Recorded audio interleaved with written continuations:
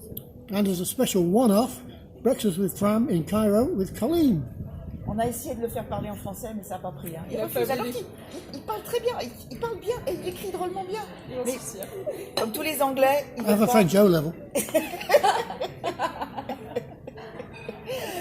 Ma pépus. Alors, comme je le disais en anglais, c'était prévu avant que tu viennes aujourd'hui, mais il se trouve que hier soir, tu as fait vraiment un match sans faute.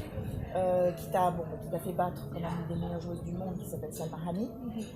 Mais on va se concentrer un petit peu sur toi.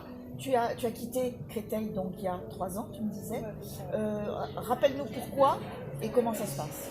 La raison, c'était pour amour en fait. Avec Adam, on était dans une relation à longue distance pendant plus de 4 ans et je pense que c'était le moment idéal et on en avait tous les deux besoin pour on va dire...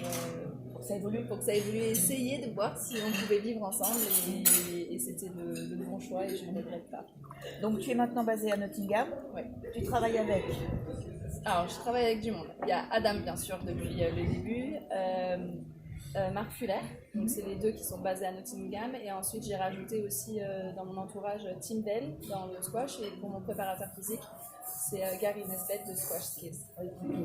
Donc qui quelque part t'a un petit peu transformé physiquement alors que vous ne le cherchiez pas vraiment.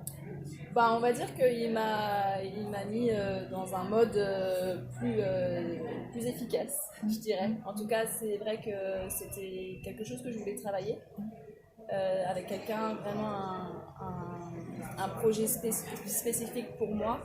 Et c'est vrai que ça marche très très bien et tous les jours on s'écrit, même si on ne se voit pas, il y a une communication et il y a une confiance. Un soutien Et une confiance qui est vraiment intéressante et que j'ai jamais eu avant et je pense que c'est pour ça que naturellement mon corps a changé car il répond très bien à ce qu'il demande. Voilà. Toi tu as besoin d'une sorte de cocon, c'est quelque chose. Il y a des gens qui sont moins, qui ont besoin de... Toi tu as quelqu'un qui a un besoin aussi d'être soutenu, qu'on croit en toi. Je pense que c'est la confiance, c'est quelque chose que j'ai eu peur de ne pas avoir quand je suis partie en Angleterre, c'est vrai, parce que je suis partie pas parce que j'avais déjà quelqu'un qui m'attendait pour pouvoir m'entraîner, j'ai fait mes recherches moi-même. Et c'est vrai que j'ai eu beaucoup de chance et je suis vraiment très reconnaissante d'avoir ce cocon que j'ai là-bas à Nottingham qui est propre à moi aussi. Et ça marche, je suis très très heureuse de ça. On va reparler parce qu'on l'a fait en anglais, mais j'aimerais que tu me dises, donc que tu me parles de ce qui a un petit peu changé ta façon de voir les choses, c'est-à-dire cet accident dont tu me parlais à Hong Kong. Oui, s'il te plaît. Donc j'ai eu un accident en 2018, il me semble. C'était un accident très terrifiant. Donc, ma joueuse est tombée sur moi et j'ai senti un gros crack sur le cervical et j'ai eu très très peur, j'ai vraiment senti sur toute la colonne. Oui, parce que là, genre de truc, tu peux être paralysé à vie, tu peux plus marcher, tu peux être tout de suite, ils m'ont mis en mode tu bouges pas, j'avais du liquide qui sortait des oreilles, je me suis dit ça y est, c'est pas la fin, mais je me suis dit bah voilà, au revoir. Et finalement, plus de peur que de mal, mais il y a eu quand même beaucoup de douleurs musculaires, mais je pouvais très bien remarcher, à part le traumatisme crânien que j'ai eu, car oui, il y en a eu un. J'ai très vite récupéré, et d'ailleurs, je remercierai jamais les médecins à Hong Kong, c'était une expérience, je pense que je garderai pour moi-même, mais ça a fait peur. Donc du coup, c'est vrai que quand on se dit, bon, est-ce que je vais pouvoir, entre guillemets, rejouer, parce qu'on ne sait pas trop, on parle anglais, mais pas trop, voilà, donc c'est là, on dit, c'est grave, bah oui, il faut attendre, ok. Enfin, c'était très très stressant, et en plus, j'ai donc passé la nuit seule, parce que personne ne pouvait rester, donc c'est vrai que sans wifi, sans rien, donc j'étais vraiment seule. Et là, c'est vrai qu'on se pose des questions, et c'est là où je me dis, bah, quand je peux remarcher le lendemain et qu'on me dit bon, ça va aller, théoriquement je ne dois pas jouer, mais bon, j'ai un tournoi donc la semaine d'après à San Francisco, donc oui, pas de soucis, je ne vais pas jouer, mais finalement je sais très bien que je dois aller faire un tournoi à l'autre bout du monde encore. Et c'est vrai que pendant ce trajet-là, pendant cette période-là où je prenais le maximum de temps pour récupérer, c'est là où je me suis dit que le squash c'était ça, c'était tout ce que j'aimais, et que d'être capable de remarcher, de rejouer, c'était une libération, que j'ai très très peur, et que voilà, cette chance de pouvoir jouer, et ça m'a permis de gagner contre Olivia Blatchford à cette époque que je n'avais jamais battue avant.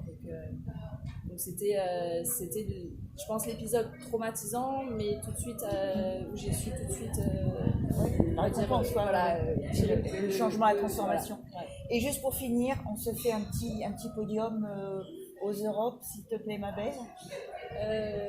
Oui, ouais, En Angleterre. En Angleterre, c'était le moment le plus beau que j'ai pu partager avec l'équipe de France et avec tout le monde présent, ma maman, Adam et ma sœur.